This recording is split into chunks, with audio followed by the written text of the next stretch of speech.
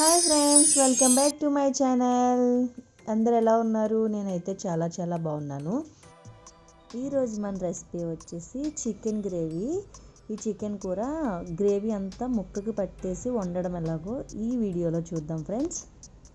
దీనికోసం నేను ఒక 2 ఉల్లిపాయలు, అలాగే ఒక టమాటా, పచ్చిమిర్చి ఈ విధంగా కట్ చేసి పెట్టుకున్నాను అనమాట. ఉల్లిపాయలు అయితే ఇలా పొడవుగా సగం చేసి కట్ చేసుకున్నాను. ఎలా అయినా మగ్గుతాయి.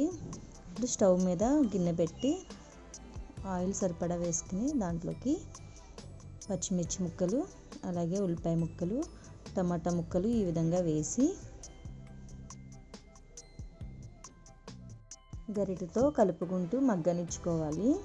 ఒకసారి బాగా కలుపుకొని ఈ విధంగా మగ్గనిచ్చుకోవాలి. ఆనియన్స్, టమాటా సగం మగ్గిన తర్వాత 1/2 కిలో చికెన్ని బాగా శుభ్రం చేసుకుని ఈ విధంగా సగం మగ్గిన ఉల్లిపాయల్లో ఈ చికెన్ని వేసుకోవాలి. ఇలా వేసుకున్న తర్వాత ఒకసారి బాగా కలుపుకొని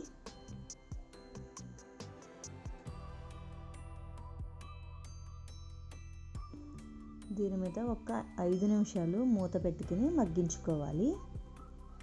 ఈ విధంగా చికెన్లో వాటర్ అంతా బయటకు వచ్చేస్తుంది అనమాట. సెపరేట్ అయిపోతుంది. వాటర్ అంతా దగ్గరికంటే అయ్యేంత వరకు కూడా దీన్ని ఉడికించుకోవాలి. అలాగే ఈ వాటర్ కొంచెం ఉండగానే దీంట్లోకి కొంచెం పసుపు, అలాగే కొంచెం అల్లం వెల్లుల్లి పేస్టు, అలాగే రుచికి తగ్గట్టుగా సాల్ట్ వేసుకుని ఒకసారి బాగా కలుపుకోవాలి. ఇవన్నీ కూడా ముక్కకి పట్టేటట్లు, చికెన్ ముక్కకి అలాగే ఉల్లిపాయ ముక్కలు ఉన్నాయి కదా, ఇవన్నీ కలిసేటట్టు ఈ విధంగా కలిపి పెట్టుకోవాలి.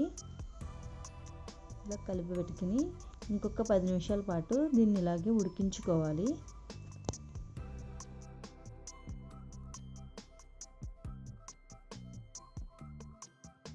ఇలా ఉడుకుతున్నప్పుడే మనకి ఎంతైతే కావాలో అంత కారం సరిపడగా వేసుకోవాలి.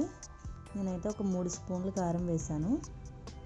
కారం వేసి ఒకసారి బాగా కలుపుకోవాలి. మళ్ళీ కారం అంతా కలిసేటట్టు ఈ విధంగా కలుపుకోవాలి. ఇలా కలుపుకున్న తర్వాత దీంట్లోకి కొంచెం ధనియాలు, జీలకర్ర, గసగసాలు ఇలా కలిపి పెట్టుకున్న మిక్సీ పౌడర్ అనమాట ఇది.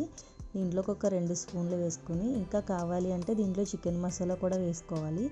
సో బాగా ఇష్టంగా తినేవాళ్ళు మసాలా ఎక్కువ కావాలనుకునే వాళ్ళు వేసుకోండి. నేనైతే నార్మల్గానే చేశాను. వేసుకున్న తర్వాత దీంట్లోకి కొంచెం కొత్తిమీర వేసుకుని ఒకసారి బాగా కలుపుకొని ఇంకొక 5 నిమిషాలు బాగా మగ్గించుకొని చూస్తే ఈ విధంగా ఉంటుంది. గ్రేవీ మొత్తం ముక్కలకి పట్టేసి ఉంటుంది అనమాట. వాటర్ అనేది లేకుండా ఇలా దగ్గరికి అయిన తర్వాత స్టవ్ ఆఫ్ చేసుకుంటే చికెన్ గ్రేవీ రెడీ.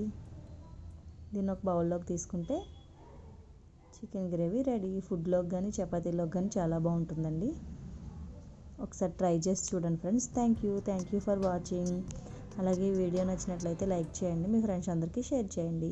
ముక్కను కూడా మనం కావాలంటే ఇలా టెస్ట్ చేసుకుని చూసుకోవచ్చు. మెత్తగా అయిపోతుంది, లోపల పచ్చి కూడా లేకుండా ఉడుకుతుంది.